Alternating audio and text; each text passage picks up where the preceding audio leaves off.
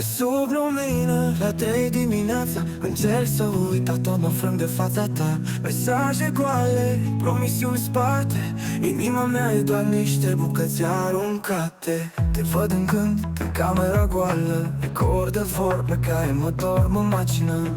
Încerc să mă rup, dar tot te caut și fiecare pas mă duce tot spre trecut. Nu știu cum am ajuns aici, când zâmbetul tău era lumina mea. Acum doar umbre și nu-i amintiri care mă bântuie până dimineața. Nu mai răspuns, dar simt că ești aproape, și în fiecare vis mă faci să tresar. Nu mai răspuns, dar simt că ești aproape, și în fiecare vis mă faci să tresar. Sub lumină, la 3 dimineața încerc să uit, dar tot mă frâng de fața ta. Mesaje goale, promisiuni sparte, inima mea e doar niște bucăți aruncate.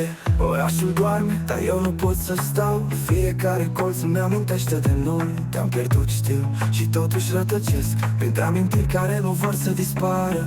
Am încercat să plec, să mă ascund, dar tot ce simt e un gol adânc. Și prietenii spun că trebuie să trec peste, dar ei nu știu ce înseamnă să pierzi ceva ce iubești. Și dacă mă vezi, să știi că plâng, dar ascund lacrimile sub rime și fund. Speranța moare, dar încă cred că poate într-o zi te regăsim înapoi. Fiecare mesaj citit și șters îmi lasă un gust amar pe suflet.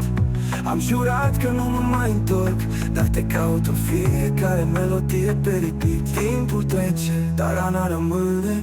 Fiecare noapte la fel, aceleași vise. Încerc să respir, să-mi găsesc pacea, dar gândul la tine nu mă lasă niciodată. Ești undeva, dar atât de departe, și tot ce vreau e să simt că mai contez. Sub lumină, la 3 dimineața încerc să uit, dar tot mă frâng de fața ta. Mesaje goale, promisiuni sparte, inima mea e doar niște bucăți aruncate. Și poate mâine vom învăța să merg,